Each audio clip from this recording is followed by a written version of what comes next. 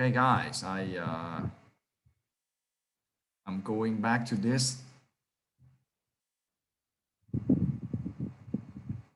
Okay, and I don't even want to use this one. So okay, I need to show you something. So let's go back to our steel design example. Now this used to be a problem given in an exam, and perhaps I thought that you guys could handle it in the past, but probably not. Now this is the case where we have the beam, you know, and then the because of some limitations according to TIS, that we cannot have a lot of sections, and sometimes some work would require bigger sections that are available in the market. So one thing we can do is that we can strengthen our beam. So in this case, let's say this is the hot roll section available in the market. Okay. But it's not strong enough for your usage. So you need to strengthen by increasing, let's say MP is not enough.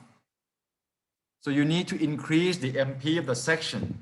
What we can do is we can add the steel plate on top and the bottom.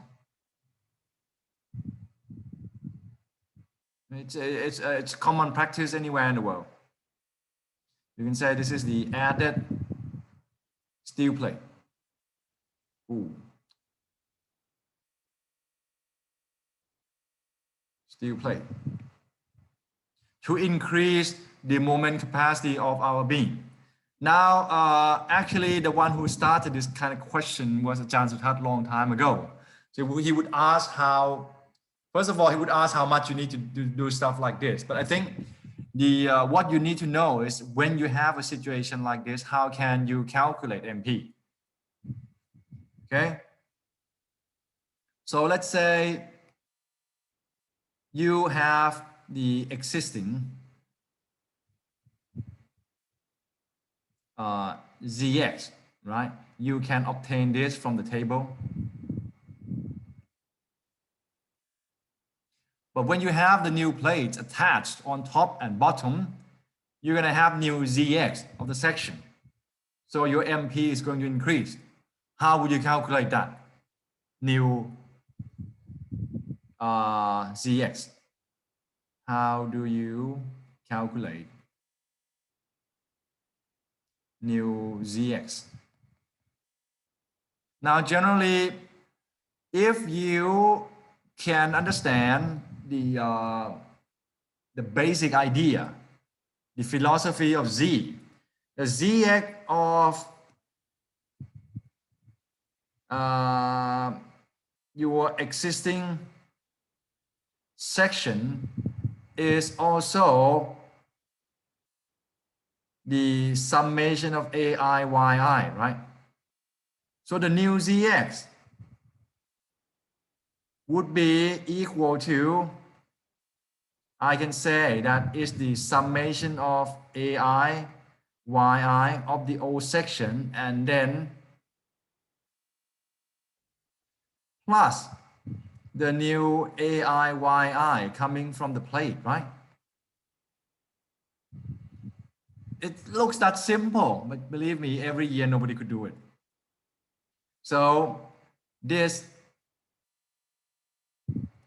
becomes the Z of your current section, and then plus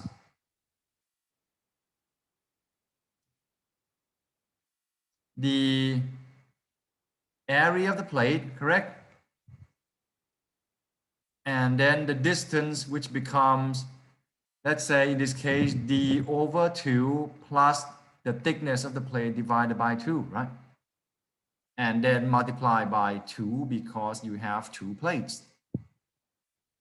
So that's it. And you know, I never meant to use something like this to kill you, but because This is a measurement of your understanding of plastic section modulus as well. So every time we used to give exam, nobody could get it.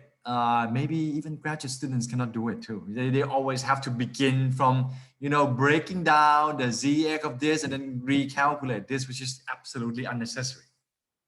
Okay, if you understand the idea of plastic section modulus, it's just the old one plus the new one. Okay, and then that's it. This is something that you may encounter in the future. And if you have a problem where, you know, all the available sections are not enough, or let's say they are enough, but you face a situation where, you know, let's say, oops, let me go again. Let's say in the market, you have maybe 500 multiplied by 200, and then 500 by 300, 600 by 200 section. But then your calculation leads you to some section in between that it's not available in the market. You may use 200, 500, 200, and then add the plate to save some money, rather than, you know, trying to import something, trying to come up with the build-up section and so and so. So this is the real situation that you can face, you know, just sometimes, okay, if the blue section has insufficient MP and you need a little more, you may calculate what else you need and then back calculate for the size of the plate like this. Again, this is not rocket science, just something that we can do if we know how to utilize the concept of plastic section modulus. Okay, that's one thing. Another thing before we can begin, oh, that's the wrong one. Before begin our design is that you need to know a little bit about the local buckling, the usual stuff. Okay, right. So we have talked about the plastic section modulus, and that means the overall picture of your member. But then again, your member can have local buckling issue. Okay, now they have divided this into three. So when you consider local buckling of either the flange or the web, unlike compression member where you have compact and non-compact, for flexural members, either your flange or your web can be categorized into, you know, slender, non-compact, and compact sections. Okay, we do the same. We have the limitations and then so and so. Okay, now your flange can buckle under compression the same way as in compression member, but under different kind of stress. Okay, because this is a flexural stress, and the web is the same. Okay, but in the local buckling of the beam, we also need to consider the effect of residual stress as well. Now you have been introduced to the residual stress, so you should know by now that it's the stress that occurs during the cooling process of the hot roll section. So it's there. And if you have local buckling problem of your flexural member, you need to take this into account as well. But rest assured, somebody have done this for us. Okay, so yeah, the overall picture is that when you have your section like this, such an ugly drawing. Okay, now you consider the slenderness ratio of the flange and the slenderness ratio of the web. But unlike the compression member where you have one limit, we now have two limits.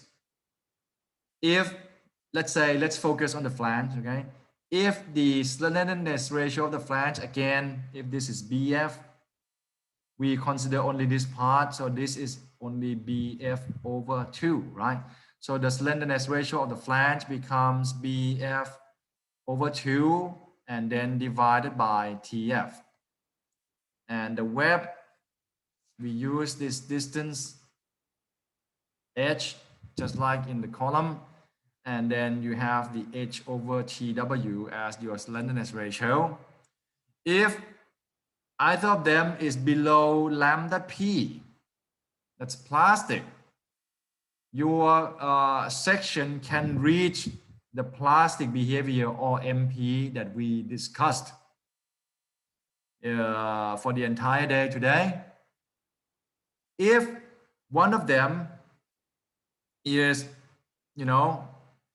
has a slenderness ratio greater than this value, but not greater than another limit, which we call lambda R, you have one of them classified as non-compact section.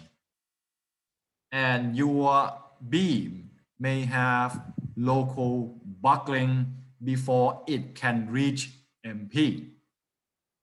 And if one of them is so slender that, it is beyond lambda R, you're going to have the element called slender element.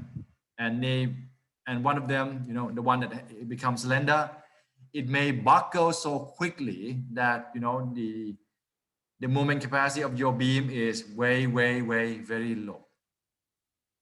So you need to consider the local buckling of the flange and the web as well. Now, generally, okay, I'm not gonna go into more details. Let's leave it for the next time, because that would drag down our discussion a little bit further. But as I say, the compact section means the entire section is compact. That means both the flange and the web must be compact, or the slenderness ratio of the flange and the web must be less than their respective lambda P. Okay, if your section becomes non-compact, it means that one of the flange or the web becomes a non-compact section. Okay, let's say if your web is compact but your flange is non-compact, your section becomes non-compact. Okay, and likewise with the slender section, if either one becomes slender, if either the flange or the web becomes slender, we call that slender section. So let's say if you have a slender flange and a non-compact web, what do you have? You're going to have a slender section. Okay, and the problem is that when you have something like this, you may not reach MP because local buckling may occur first. So it's the same business as in compression member, but we are dealing with different limitations because of different stress that we have. Okay, so for the typical flange or row I-shaped section like this, you have lambda P of 0.38 square root E over Fy, and lambda R is 1 square root E over Fy. So this is the main limit that you guys will be involved with. And then for the web, it's a different element, right? So this is it.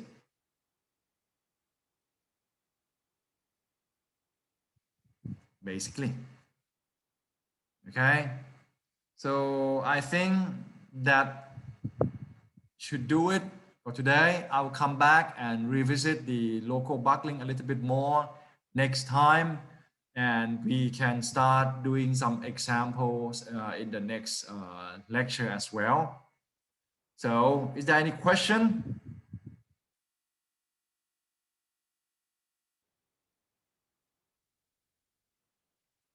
So I suppose I should stop the record first, and then the questions will come, right? So, okay, I'm gonna stop the share. And I'm gonna stop the record.